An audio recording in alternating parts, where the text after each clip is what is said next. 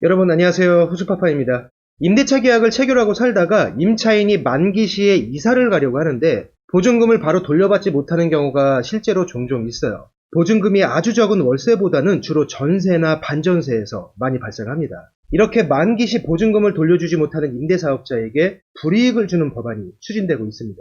더불어민주당 박홍근 의원이 9월에 민간 임대주택에 관한 특별법 개정안을 발의했고요. 국토부에서 이를 수용하기로 했다는 발표가 12월 11일에 있었어요.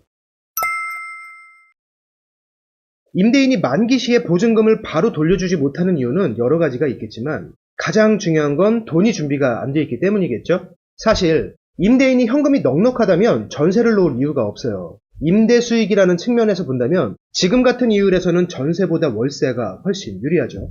전세라는 것도 우리나라에만 있는 특이한 제도라는 걸 다들 아실 거예요. 자, 어쨌건 만기가 됐는데 제때 보증금을 돌려받지 못한다면 임차인은 이사 나가는데 막대한 지장을 초래받습니다. 물론 사람 사는 세상이니까 어느 정도 선에서는 서로 이해할 수 있는 부분도 있어요. 서로 자기 입장만 생각하고 다투는 것보다 방이 빨리 빠질 수 있도록 서로 협조하는 것이 실제 해결하는 데는 더 도움이 됩니다.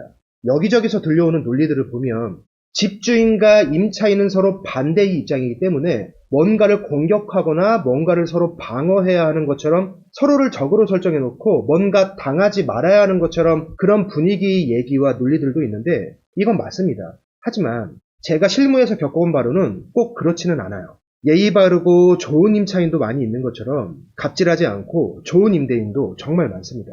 문제는 가끔 좀 막무가내인 집주인도 있다는 거죠. 돈이 없으니까 새로운 임차인을 받아서 그 돈으로 보증금을 돌려주겠다고 하면서도 욕심은 욕심대로 부려서 전세금이나 월세를 확 올려버리는 집주인도 있어요. 계약이 빨리 될 수 있게끔 적당한 금액만 올려서 방이 빨리 빠지게 해야 서로 지장이 없는데 욕심은 욕심대로 부리니까 다음 임차인은 안 구해지고 임차인이 안 구해진다고 보증금은 못 돌려준다고 하고 임차인은 발 동동 구르는데 나 몰라라 하고 이런 집주인도 있다는 겁니다. 자, 앞으로는 이유, 여하, 불문하고 만기 시에 보증금을 반환해주지 못하면 페널티를 받게끔 관련법이 개정될 예정인데 이런 법안이 추진되는 가장 큰 이유는 무리한 갭투자꾼들 때문입니다. 갭투자에 대한 영상은 제가 여러 번 올렸는데 투자 차원에서 그리고 감당할 수 있는 선 안에서 한두 채 정도의 갭투자는 바람직해요. 그런데 주택임대사업자를 내고 이 갭투자와 담보신탁제도를 이용하면서 무리하게 주택수를 늘려가는 사람들이 있습니다.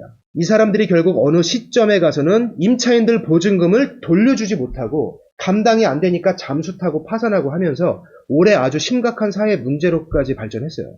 이건 내년에도 계속 나올 문제예요. 개정될 내용을 간단하게 살펴보겠습니다. 바뀌는 내용의 주요 사항은 임차인의 권리와 임대사업자의 의무, 그리고 특정한 경우 임대사업자에게 페널티를 주겠다는 내용, 즉 임대차 계약이 끝났음에도 보증금을 돌려주지 않는 또는 돌려주지 못하는 임대사업자에게 제재를 가하는 내용을 골자로 합니다. 임대차 계약 시에 임차인이 요청하면 확정일자부에 기재된 주택의 보증금 등의 정보를 제공하도록 관련법이 바뀔 예정입니다. 임대차 계약을 체결하거나 보증금을 증액할 경우에 임대사업자는 납세 증명서를 제공하면서 세금 체납 사실에 대해서 설명해야 합니다. 임대사업자가 보증금을 미반환한 상태로 연락을 받지 않거나 제때 보증금 반환을 거부하는 경우에 임대사업자 등록을 취소하고 그동안 받았던 세금 혜택 등을 다시 환수하게 됩니다. 제때 보증금을 반환하지 못하는 임대사업자에게 페널티를 가하는 법안이 추진된다는 내용 전해드리면서 오늘 영상은 여기서 마치겠습니다. 고맙습니다.